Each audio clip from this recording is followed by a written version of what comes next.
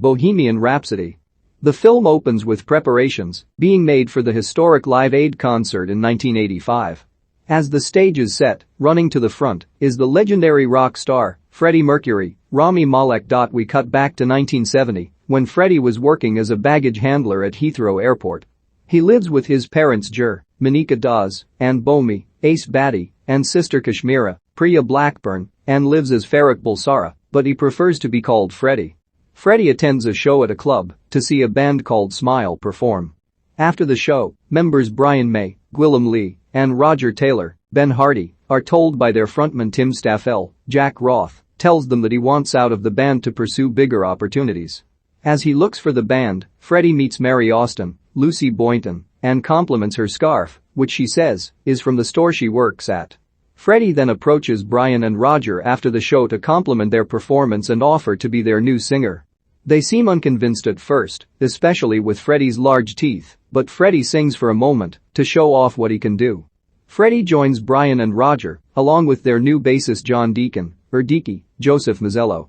Someone in the audience comments on Tim's absence and replacement with Apaki. After a bit of an awkward start, Freddie shows off his talent, despite singing some of the lyrics a bit incorrectly. A year later, the band is getting steady work performing gigs across England, and Freddie has been dating Mary.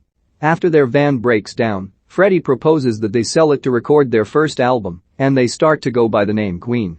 Mary and the guys have lunch at Freddie's home, joined by Mary's deaf father. Jer tells the guests how their family were originally from Zanzibar until they were chased out of there.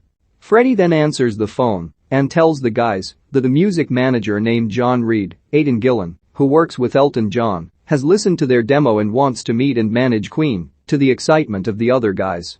The band meets with Reid, who introduces them to Paul Prenter, Alan Leech, another manager.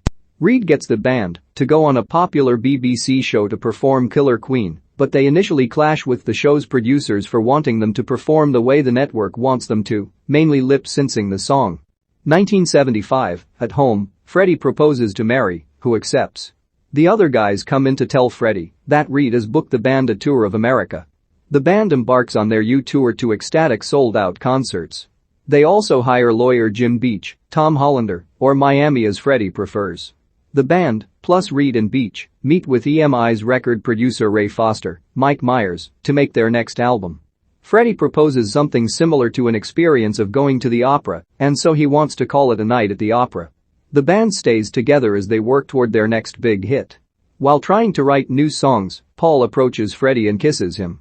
Although he doesn't try to resist, Freddie tries to make it seem like he doesn't feel somewhat similarly toward Paul, who claims he knows Freddie as well as he knows himself. Despite some disagreements, the band comes to create Bohemian Rhapsody. They play it for Foster, who thinks it's too long at 6 minutes and is comprised of nonsense words. He would rather use Roger's I'm in love with my car or You're my best friend to be the main single on the album over Bohemian Rhapsody, since he thinks those songs would play better with a young demographic, while no radio station will want to play a long song. Queen decide to turn their backs on Foster and EMI.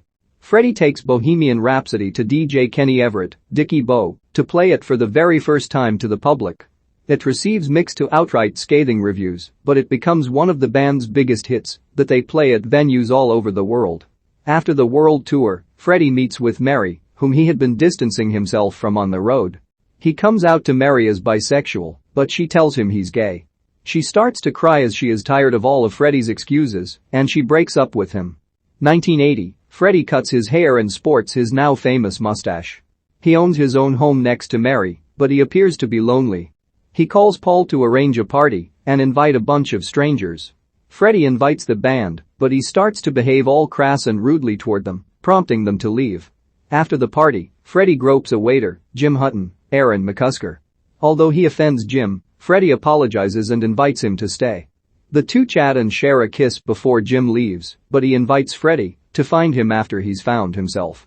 Bryan comes up with a new song that he thinks will encourage the audience to perform along with the band, We Will Rock You. Sure enough, it becomes another smash hit. After one of Queen's performances, Paul approaches Reid and suggests that they try and get Freddie to go solo. Meanwhile, Freddie finds Mary with her new boyfriend David, Max Bennett.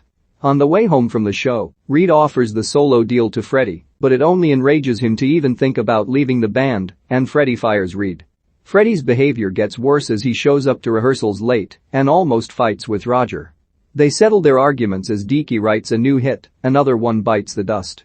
The band goes to a press conference where reporters hound Freddie with questions about his sex life and orientation due to ongoing rumors that he has been engaging in gay orgies.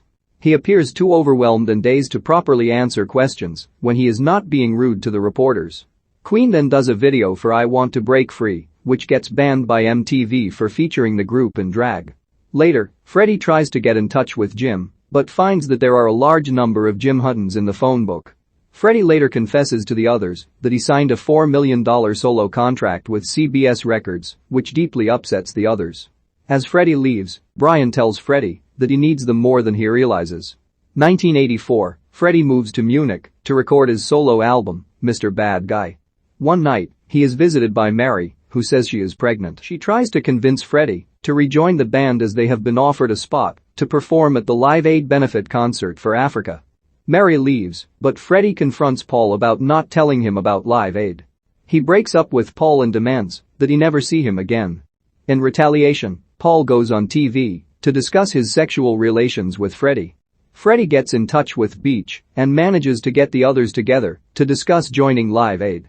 He apologizes to the guys for his behavior and abandoning them. Beach tells them that the lineup is fully booked, but he talks to Bob Geldof and convinces him to let them perform, and they all agree under the condition that anything they come up with be credited to Queen as a whole and not to any individual one of them. The band starts to practice for the show, but Freddie falls ill. He sees a doctor and gets the diagnosis that he tested positive for AIDS. Freddie tells the band about it, but he doesn't want them to feel bad for him as long as they can perform together as friends. They all then get together for a group hug. 1985, the day of Live Aid has arrived. Freddie finds Jim and invites him to come see the show. He visits his family and shows them love before heading to the performance. Bohemi decides he will want to watch the show on TV with his family. While at the show, Mary and David arrive and Jim joins them backstage to watch the show. It is now Queen's turn to perform. They start with Bohemian Rhapsody, where Freddie blows a kiss to the camera for his family. The next song is Radio Georgia Georgia, followed by Hammer to Fall, and finally We Are the Champions, where people watching everywhere sing along to. Numerous calls for pledges come in, bringing in over £1 million, and Queen's performance is so epic that it drives many viewers to tears. After the performance, the guys walk away like true champions. The final text states that Freddie Mercury died in 1991 from AIDS-related pneumonia.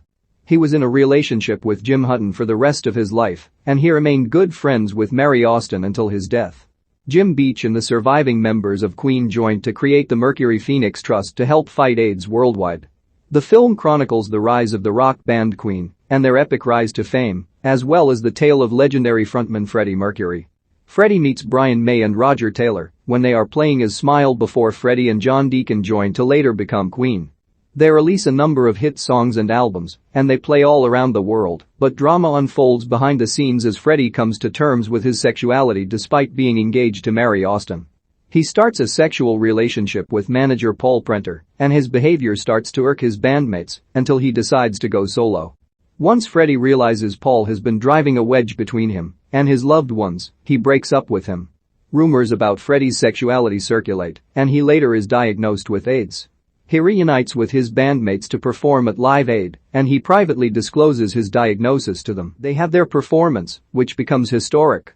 Freddie passed away in 1991, and his bandmates and former lawyer Jim Beach gathered to create the Mercury Phoenix Trust to help fight AIDS worldwide.